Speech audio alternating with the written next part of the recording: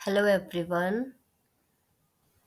आज हम पढ़ेंगे कक्षा 6 एकादश पाठ है कर्म कारक है द्वितीय विभक्ति। वाक्य में क्रिया का प्रभाव जिस पर पड़ता है वह कर्म कारक कहलाता है। कर्म कारक में द्वितीय विभक्ति प्रयुक्त होती है तथा इसका चिन्ह को होता है। जैसे अनीशा आमरम खादती, इसका भाव है अनीशा आम खाती है। यानी कि कर्ता और क्रिया को छोड़कर वाक्य जिस पर पूरी तरह डिपेंड होता है वो हमारा कर्म कहलाता है। हमारे काम का प्रभाव जिस पर पड़ता है, हमारे काम का फल जिस पर पड़ता है वह कर्म कारक कहलाता है। जैसे यहाँ अनीशा आमरम खादती, तो अनीशा करता है, खादती खाना क्रिया है और आमरम क्या है, कर्म है। तो यहाँ आमरम हमारा आम को खाती है तो ये हमारा कर्म है। इसमें तीनों लिंगों में अलग अलग शब्द रूप के आधार पर प्रयोग किए जाते हैं। जैसे पुल्लिंग में हमारा आ जाएगा बालकम एक बालक को, बालकौ दो बालकों को, बालकान अनेक बालकों को। स्त्रीलिंग बालिकाम एक बालिका को, बालिके दो बालिकाओं को, बालिका अनेक बालिकाओं को। नपुंसकलिंग फलम एक फल को, फले दो फलों को, फलानी अनेक फलों को।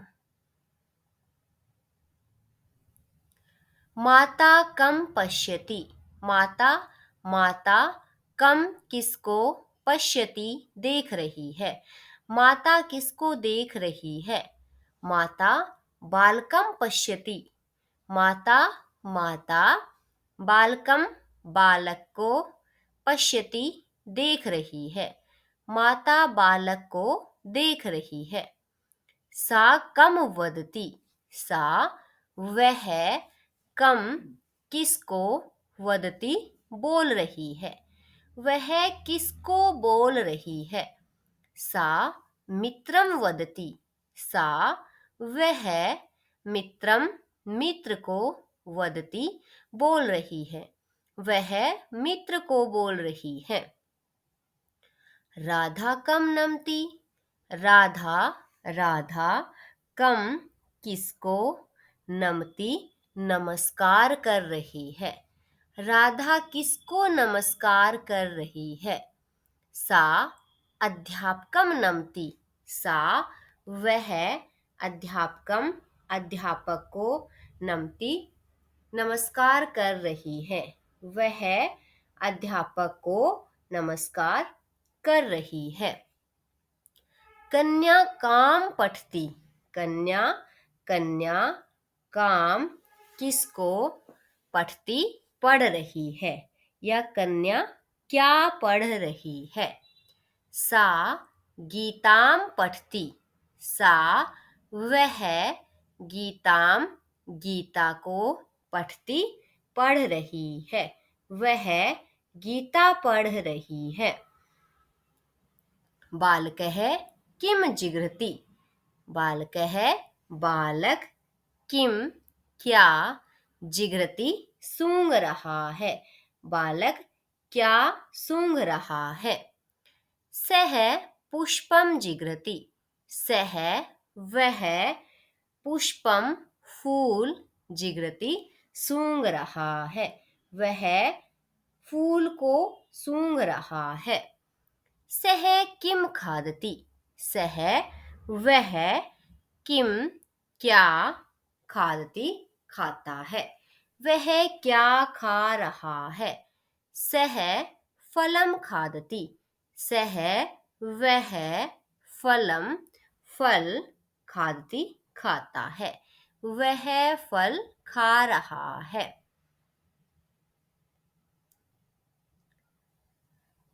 छात्रौ पुस्तके पठतः, छात्रौ दो छात्र, पुस्तकें पठतः पढ़ रहे हैं। दो छात्र पुस्तकें पढ़ रहे हैं।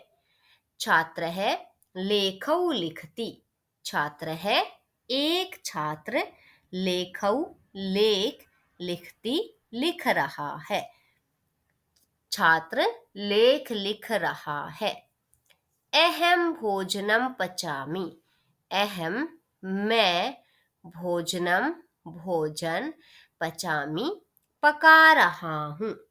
मैं भोजन पका रहा हूँ। वयम अम्बाम स्मरामः। वयम हम सब अम्बाम माता को स्मरामः याद करते हैं। हम सब अम्बा को या माता को याद करते हैं। अध्यापिका पत्रिके पठती। अध्यापिका अध्यापिका पत्रिके पत्रिकाएं पठती पढ़ रही है। अध्यापिका दो पत्रिकाएं पढ़ती है। अहम पत्रिके पठामि। अहम मैं पत्रिके दो पत्रिकाएं पठामि पढ़ता हूँ। मैं दो पत्रिकाएं पढ़ता हूँ। त्वम के पठसि। त्वम तुम के क्या पठसि पढ़ रहे हो। तुम क्या पढ़ रहे हो। अहम पत्रे पठामि। अहम मैं पत्रे दो पत्र पठामि पढ़ रहा हूँ। मैं दो पत्र पढ़ रहा हूँ। रजकः वस्त्राणि क्षाल्यति। रजकः धोबी वस्त्राणि कपड़े क्षाल्यति धोता है। धोबी कपड़े धोता है। सः फले खादति। सः वह फले दो फल खादति खाता है। वह दो फल खाता है। आवाम पुष्पे जिघ्रावः। आवाम हम दोनों पुष्पे दो फूल जिघ्रावः सूंघते हैं। हम दो फूल सूंघते हैं। युवाम उद्यानम गच्छतः। युवाम तुम दोनों उद्यानम बगीचे में गच्छतः जा रहे हो। तुम दोनों बगीचे में जा रहे हो। अध्यापिका कान पाठयति। अध्यापिका अध्यापिका कान किनको पाठयति पढ़ाती है। अध्यापिका किनको पढ़ाती है। अध्यापिका बालान पाठयति। अध्यापिका अध्यापिका बालान अनेक बच्चों को पाठयति पढ़ा रही है। अध्यापिका अनेक बच्चों को पढ़ा रही है। ज्ञानम विना सम्मानम न भवति। ज्ञानम ज्ञान के विना बिना सम्मानम सम्मान न नहीं भवति होता है। ज्ञान के बिना सम्मान नहीं होता है। यूयम उद्यानम गच्छत। यूयम तुम सब उद्यानम बगीचे में गच्छत जाओ। तुम सब बगीचे में जाते हो। वयम पुष्पाणि जिघ्रामः। वयम हम सब पुष्पाणि फूल जिघ्रामः सूंघते हैं। हम सब फूल सूंघते हैं। पुष्पम विना उद्यानम वृथा अस्ति। पुष्पम फूल के विना बिना उद्यानम बगीचा वृथा बेकार अस्ति है। फूल के बिना बगीचा बेकार है व्यर्थ है। सैनिकाः देशं रक्षन्ति। सैनिकाः सैनिक देशम देश की रक्षन्ति रक्षा करते हैं। अनेक सैनिक देश की रक्षा करते हैं। ते राष्ट्रध्वजं नमन्ति। ते वे सब राष्ट्रध्वजम देश के झंडे को नमन्ति नमस्कार करते हैं। वे सब देश के झंडे को नमस्कार करते हैं। भारतीयः राष्ट्रध्वजं नमन्ति। भारतीयः भारत के लोग राष्ट्रध्वजम देश के झंडे को नमन्ति नमस्कार करते हैं। भारतीय लोग देश के झंडे को नमस्कार करते हैं। द्वितीय विभक्ति के विशेष शब्द।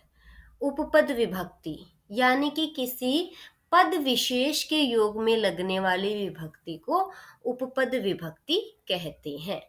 अगर हमारे पास गम धातु, रक्ष धातु, विना शब्द, धिक शब्द, उभयतय, परितय एवं प्रति आदि जो शब्द हमारे पास है तो उनके योग में द्वितीय विभक्ति का प्रयोग किया जाता है। इसे उपपद विभक्ति कहते हैं। इन सारे शब्दों के से पहले अगर हमारे पास कोई भी शब्द है तो उसमें क्या लगेगी? द्वितीय विभक्ति। इसीलिए इसको उपपद विभक्ति कहते हैं कि किसी पद विशेष के योग में लगने वाली विभक्ति उपपद विभक्ति कहलाती है। क्रिया की विशेषता बताने वाले शब्द क्रिया विशेषण कहलाते हैं। ये हम हिंदी में भी पढ़ चुके हैं। ये प्राय नपुंसकलिंग एवं द्वितीय विभक्ति एक वचन में प्रयुक्त होते हैं। हमेशा नपुंसकलिंग होंगे और द्वितीय विभक्ति का एक वचन, जैसे मधुरम, तीव्रम, सुंदरम इत्यादि। आशा है कि आपको यह चैप्टर समझ में आया होगा। अगर आप इस चैनल पे न्यू है तो please subscribe the channel and press bell icon, ताकि आगे आने वाली वीडियो का नोटिफिकेशन आपको मिल सके।